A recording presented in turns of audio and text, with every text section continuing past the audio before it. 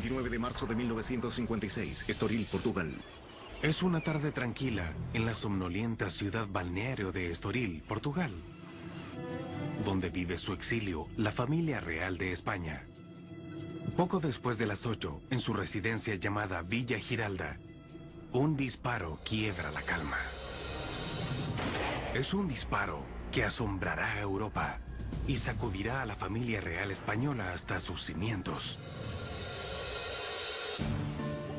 En la mañana, el trágico incidente es titular noticioso. Según la Embajada de España, un hijo del exiliado rey de España, el príncipe Alfonso de Borbón, de 14 años, ha muerto por un disparo de pistola en la cabeza. La versión oficial fue que era un accidente. Alfonso se había matado por un error al limpiar un arma. La familia dispone un funeral para el día siguiente. El funeral fue muy emotivo. Cuando llevamos el féretro al cementerio de Cascais, donde fue enterrado. Caminando tras el ataúd, sumido en evidente dolor, va el padre del príncipe, don Juan de Borbón, heredero del trono de España. Obviamente, el padre estaba devastado. La procesión le iba por dentro. Y fue terrible, sí, una cosa terrible. Detrás de don Juan, vistiendo el uniforme de cadete militar, va el hijo mayor del rey, el príncipe Juan Carlos, de 18 años. Luce consternado. Es de suponer que Juan Carlos estaba muy afectado. Un velo de silencio cubre esta muerte. Hasta el 17 de abril. Ese día, un diario italiano, Il Settimo Giorno, publica algo perturbador. La declaración oficial de la Embajada Española es una mentira. La prensa italiana lo recogió y dio la versión que había sido Juan Carlos quien había disparado y había matado a su hermano de un disparo en la cabeza. Pero sin que se hubiera ordenado una investigación de la muerte, permanecen serias interrogantes. ¿Estaba ocultando algo la familia? ¿Qué papel, si alguno tenía, desempeñó Juan Carlos, actual rey de España, en la muerte de su hermano? Un periódico italiano ha publicado un artículo señalando que Juan Carlos, de 18 años, hijo mayor del exiliado rey de España, pudo haber matado a su hermano menor. Esto contradice abiertamente la declaración oficial de que Alfonso se había disparado accidentalmente mientras limpiaba un arma. La versión era que los dos hermanos jugaban juntos con un arma que se disparó accidentalmente, teniéndola Juan Carlos en la mano, y que la bala alcanzó a Alfonso. La reacción de la familia real española es sorprendente. Un silencio pétreo. Algunos piensan que la falta de respuesta es prueba de que el periódico se enteró de algo.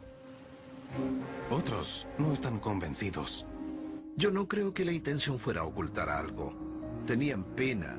No se quiere decir con palabras lo que sucedió. Es una afirmación agraviante, y para quienes conocen a los príncipes, una denuncia impensable.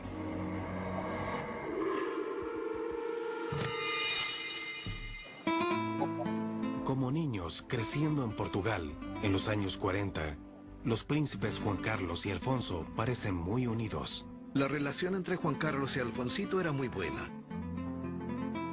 Don Alfonso admiraba muchísimo a su hermano. Y Juan Carlos siempre fue muy paciente con su hermano, lo adoraba.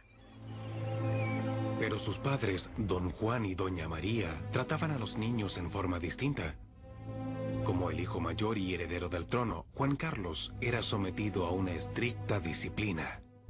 Don Juan como padre era muy exigente. Se esforzó por educar a su hijo con la severidad que correspondía al que era el heredero de la corona española. Con solo 8 años de edad, Juan Carlos es enviado por sus padres a un internado. En contraste, Alfonso, llamado Alfonsito, permanece en casa en Portugal, donde consolida un vínculo cercano y afectuoso con su padre. Era muy talentoso, con fantástico sentido del humor y muy travieso. Era el preferido, el niño bonito de la familia. Eso, bueno, quizás influyó en el carácter de Juan Carlos, de que se veía un poco despreciado por sus propios padres en relación al amor que recibía su hermano. Pero había algo más tensionando la relación entre ambos príncipes. Un conflicto de poder por la corona española. Pocas familias reales ostentan una historia más compleja que la Casa de Borbón, intermitente regente de España desde el año 1700. Es una familia de origen francés que llegó a España. En general fueron gobernantes mediocres. En 1931, el abuelo de Juan Carlos, el rey Alfonso XIII, huye de España cuando las elecciones dan el poder a constitucionalistas antimonárquicos. Alfonso insiste en que regresará al trono, que sigue considerando suyo. Pero 10 años después, el monarca desterrado muere. El sueño de retornar a su reino recae en su hijo, Don Juan, y sus nietos, Juan Carlos y el fatalizado Alfonsito. Hacia los años 40, Don Juan, heredero del trono español, desposa a María de las Mercedes, y juntos llevan la vida excéntrica pero lujosa de un exiliado futuro monarca en Villa Giralda, de Estoril, Portugal. Villa Giralda era una casa muy grande. Las habitaciones se llenan con las voces infantiles. 2 hijas, Pilar y Margarita, y 2 hijos, Juan Carlos y Alfonso. La vida de la familia en Villa Giralda es feliz, pero Don Juan resiente mucho su destierro. Contaban con el apoyo de una serie de familias nobles españolas. Don Juan se sentía mal por eso. Le parecía algo humillante. Don Juan ansía regresar a España y su trono, una meta que transmite a Juan Carlos y al amado Alfonsito, ambos peones en el juego de poder por un trono que parece inexistente. En 1936, 5 años después que el abuelo de Juan Carlos marchara al destierro, el general Francisco Franco asume el control de España. Decía que era monárquico, no era tal cosa. Franco era franquista. Franco era un militar. Quería las cosas bien ordenadas. Él no pensaba experimentar con ideas democráticas extrañas. Franco asume el rol de dictador absoluto en 1939 y dice a la nación que regirá hasta que se estabilice el país y entonces retornará el rey al trono. Pero Don Juan quiere recuperar el poder tan pronto sea posible. Quería que Franco lo nombrara el rey, eso quería. Y bueno, y que Franco se retirara. Pero Franco no estaba para esa labor. Don Juan es como ese equipo de fútbol que pierde por 12 goles y cree que va a ganar. Para que Don Juan tenga éxito en regresar al trono, se requerirá un cambio de actitud importante. En 1948, ve una oportunidad. 25 de agosto de 1948, Golfo de Vizcaya, costa española. Franco y Don Juan se reúnen en el yate del general, el Azor. El tema, el príncipe de 10 años, Juan Carlos. Ahí llegaron al acuerdo de que el joven viniera a estudiar a España. Franco le dice que si no viene a España, elegiría otra vía monárquica. Franco no tiene un hijo varón, pero Juan Carlos puede sustituirlo. Es un acuerdo simple. Franco se encargará de la formación del niño y a cambio promete que un día reinstalará la casa Borbón en el trono. Don Juan no tiene más alternativa que entregar su hijo a Franco. Era el único camino que veía. ¿Podría tenerse esto como el inicio de una situación que, en cierto modo, conduciría 8 años después a la muerte del joven Alfonso? En la mansión de Villa Giralda de Estoril, Portugal, yace muerto Alfonso de Borbón, de 14 años, a causa de un balazo en la cabeza. El único testigo del hecho es su hermano mayor, Juan Carlos, de 18 años. ¿Podría relacionarse el motivo de la violenta y misteriosa muerte de Alfonso con la vinculación de Juan Carlos con el llamado caudillo de España, Francisco Franco? Noviembre de 1948, España. 8 años antes de la muerte de Alfonso, Don Juan ha enviado a su hijo mayor Juan Carlos a un país que éste no conoce. España. El joven príncipe viaja al antiguo palacio de su familia en Madrid. El Pardo, ahora ocupado por su nuevo benefactor, el general Franco. Es el comienzo de una trascendental vinculación entre el caudillo y el príncipe Borbón. El gobernante actúa como una especie de padrino preocupado de su pupilo. Franco está interesado en que la educación del príncipe se desarrolle en la forma que él quiere que transcurra. Franco, pues, lo vio como un niño, como un chico, como un joven, quien un poco ahí solo tenía su servicio de información y le decían que era un chico deprimido, que estaba triste, que la familia no le hacía mucho caso. Un poco como si lo hubiera adoptado, ¿no? Con el tiempo, Franco decide restaurar la monarquía. Pero en lugar de poner en el trono a Don Juan, decide coronar a su joven protegido, Juan Carlos, cuando esté listo.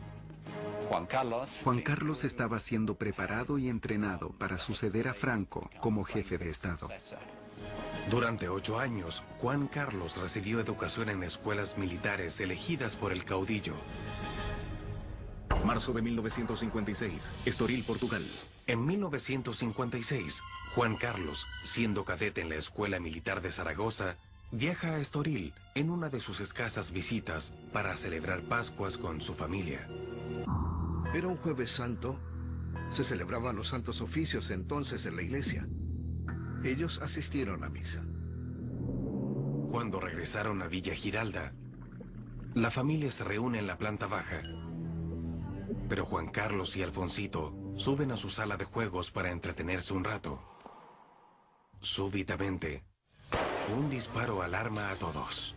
Según la madre de los jóvenes, Juan Carlos baja entonces con trágicas noticias. Don Juan subió corriendo y encontró al infante Alfonso de 14 años en el piso, con la cabeza destrozada de un balazo. Llamaron al doctor. Este llegó, pero es demasiado tarde. Alfonsito muere en los brazos de su padre. Don Juan cubre la cabeza de su hijo con la bandera española. Eso fue algo terrible para la familia, y especialmente para Juan Carlos, porque adoraba a su hermano. Pero lo que sí es curioso, y eso lo han recogido muchos historiadores, y es muy determinante, es la pregunta que le hizo su padre a Juan Carlos. La pregunta que hizo a su hijo en presencia de un amigo de Alfonsito fue: júrame que no hiciste esto a propósito. La embajada española emite una declaración al día siguiente, pero en ese comunicado no aparece el nombre de Juan Carlos. Es una nota muy breve que dice que cuando estaba jugando con la pistola a Alfonsito, se le disparó y le dio en el cráneo. Nadie acudió a la casa estando el cadáver ahí. No fue ni la policía, judicial, todo fue ocultado inmediatamente. Se tapó todo enseguida. Nadie intentó investigar. Y si lo hubieran hecho no habrían tenido éxito, porque nadie hablaba. Pero algunas acciones dicen más que las palabras. Según el biógrafo de Don Juan, en el día del funeral de su hijo, el monarca desterrado lanzó al mar el arma disparada contra el niño. Al día siguiente, Juan Carlos, el único testigo, fue enviado de regreso a su escuela militar en España. Circulaban entonces rumores que Juan Carlos había oprimido el gatillo. Algunas personas consideran que la declaración de la Embajada de España tras la muerte de Alfonso, que no menciona a Juan Carlos, es altamente sospechosa. ¿Por qué? En parte porque el embajador de España es nada menos que un hermano del general Francisco Franco. Hubo especulaciones. ¿Podría estar involucrado el dictador español de alguna manera en un encubrimiento de hechos? El general Franco tenía muchas razones para ocultar la verdad de los eventos en Villa Giralda. Franco ve a Juan Carlos como heredero. ¿Y de quién? nada menos que de él. Y no es admisible que su heredero haya muerto a un hermano. Como Franco dijera una vez, a la gente no le agradan los príncipes con mala suerte. Según Martínez Inglés, Franco decide hacerse cargo. Lo que no puede consentir es que el que va a ser su heredero esté involucrado nada menos que en la muerte de su hermano. Entonces lo que hace es da órdenes a la embajada española en Lisboa, que emite una nota totalmente falsa. Además no involucra para nada a Juan Carlos. Pero existe otra razón posible para que Franco haya ordenado que se encubriera todo el asesinato. La bala solo entró por las fosas nasales, hasta el cerebro, matando al infante.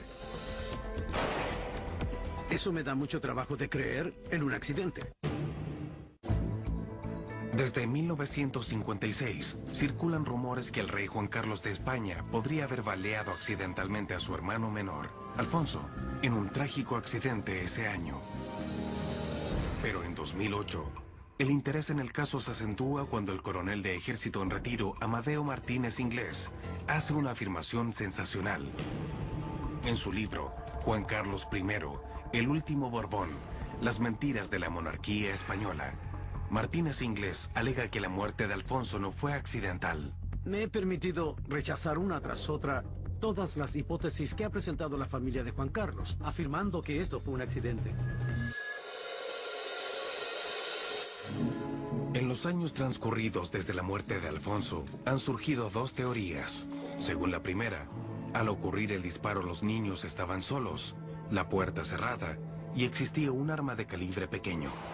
Esta teoría se basa en lo que Juan Carlos habría confiado a un condiscípulo, Bernardo Arnoso. La pistola la tenía Juan Carlos en la mano. Tenía una bala en la recámara. Creían que no tenía balas y se disparó. Ya que Juan Carlos estudiaba en una escuela militar, aprendiendo el manejo de armas, Martínez Inglés no avala esta teoría para nada. Era alumno de una academia y ya tenía experiencia en armas. Sabía perfectamente si una pistola estaba cargada. La segunda teoría se basa en que Pilar, hermana de los príncipes, dice que Alfonso dejó el cuarto para comer algo.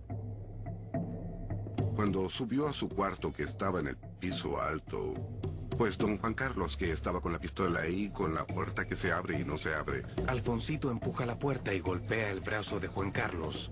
El arma se dispara y mata accidentalmente a su hermano. Pero en este caso, la trayectoria de la bala parecía contradecir esta relación de hechos. Pese a la falta de una autopsia, fuentes cercanas a la familia dicen que la bala impactó la cabeza de Alfonso en un punto específico. Entró por aquí, por la zona cartilaginosa, y alcanzó el cerebro. Para Martínez Inglés, la trayectoria precisa de la bala a través de la nariz de Alfonso y hasta su cerebro invalida la teoría del brazo golpeado. Son cosas increíbles casi para la... Obviamente era alguien que estaba en una academia militar. Juan Carlos estaba familiarizado con las armas, pero los accidentes ocurren. ¿Cómo pudo una bala perdida terminar en sus fosas nasales? Para entrar por la fosa nasal debe dispararse desde un ángulo de muy abajo, para que penetre. Ese ángulo bajo es para Martínez Inglés muy comprometedor. Una de las cosas que más me han hecho sospechar que aquello pudo haber sido un homicidio es que la bala no entró sola en las fosas nasales. Y para penetrar en el cerebro, pues eso me cuesta mucho trabajo de creer en un accidente, ¿no?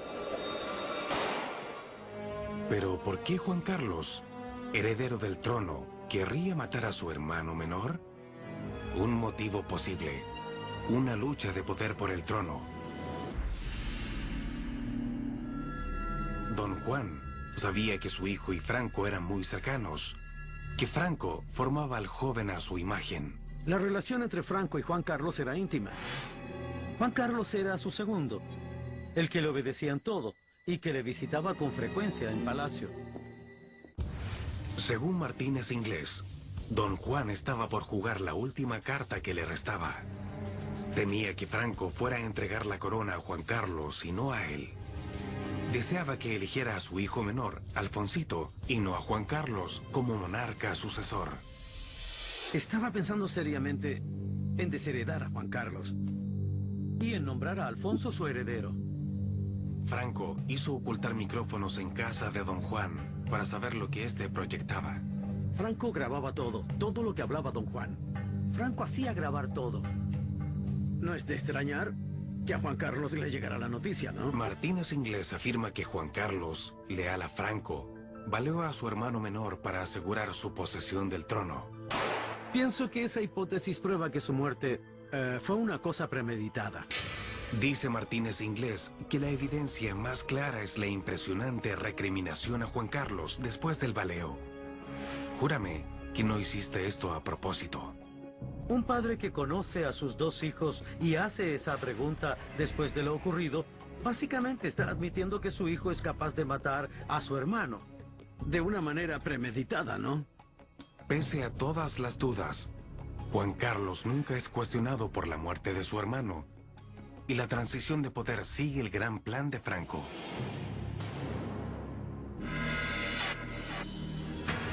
...1969, Madrid, España. Después de 38 años como dictador, Franco finalmente proclama que el príncipe Juan Carlos, y no su padre, le sucederá en la regencia de España tras su muerte. España está en la singular situación de tener un rey designado al trono por un dictador. Es un caso extraordinario. 6 años después, en 1975, muere Franco. Por primera vez desde 1931, un rey de la Casa Borbón rige en España. Con la ascensión de Juan Carlos al trono, los negros días de la muerte de su hermano Alfonso quedan muy en el pasado. Hasta 2008, cuando un atisbo de renovado interés en el caso de Estoril se traduce en una solicitud de investigación judicial. ¿La misteriosa muerte del príncipe Alfonso llevará finalmente la inquisitoria real que merece? Por 52 años, la muerte del príncipe Alfonso de Borbón ha estado sumida en el misterio. Con el tiempo, unos pocos han preguntado por qué nunca se hizo una investigación oficial.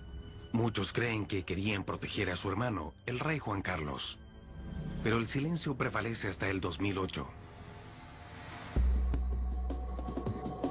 Es entonces cuando un coronel en retiro, Amadeo Martínez Inglés, quien cree que Juan Carlos pudo matar intencionalmente a su hermano, demanda una nueva investigación de la muerte de Alfonso. Pero que yo de mis investigaciones, colegía que podía ser un asesinato premeditado. Solicité entonces al Procurador General de Portugal que abriera una investigación en Estoril. Creo que es muy importante saber si un rey o un jefe de Estado es o no un asesino. Martínez Inglés no logra la respuesta que esperaba. Pocas personas creen sus afirmaciones, incluyendo al Procurador General.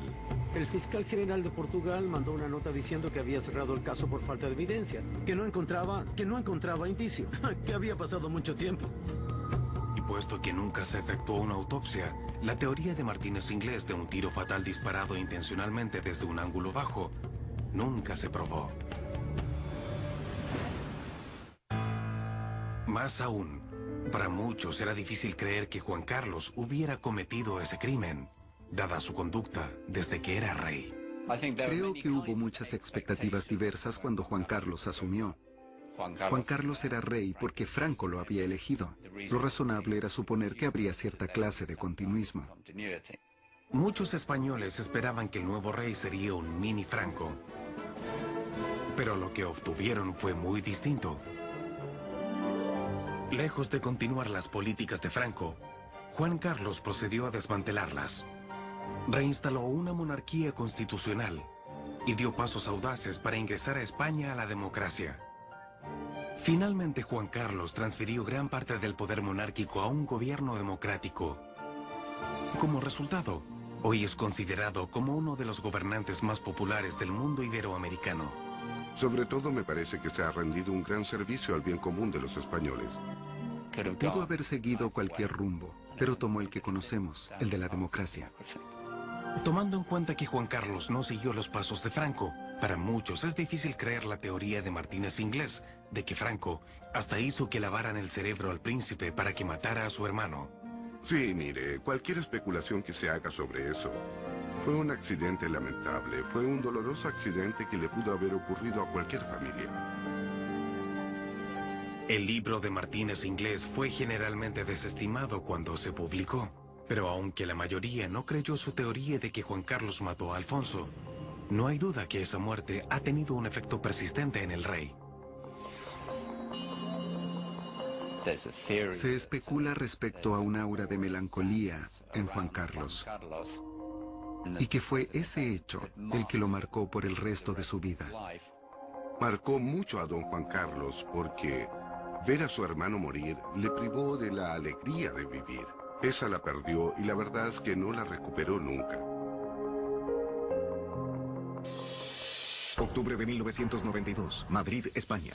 36 años después del veleo y 17 años después que asumiera el trono, el rey Juan Carlos hizo su primer y único gesto público hacia su hermano. Don Juan se sintió enfermo de muerte y deseaba que su hijo regresara a España y fuera sepultado en el Panteón Real. Juan Carlos dijo sí y trajo a don Alfonso al país. La ceremonia familiar en la cripta real de El Escorial, cerca de Madrid, fue privada.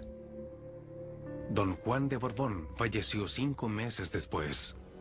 Con su muerte, se fue su conocimiento de lo que ocurrió ese día y lo que pudo haber tratado de silenciar. Es improbable que alguna vez sepamos qué rol, si lo hubo, cumplió Juan Carlos en el hecho que costó la vida a su hermano de 14 años. Nunca ha comentado esa muerte en público. Hay mucha sensación de misterio en determinadas circunstancias que solo perciben o creen percibir unos pocos. Muchos españoles quizás ni siquiera saben que Juan Carlos podría ser el responsable de la muerte de su hermano. La única persona que sabe lo que ocurrió es el propio rey Juan Carlos. Pienso que nunca sabremos todo lo que pasó entre Juan Carlos y Alfonso en ese cuarto, en Estoril. Eso es algo que Juan Carlos se llevará a la tumba con él. Su silencio asegura que una muerte en la realeza ha de quedar envuelta en misterio.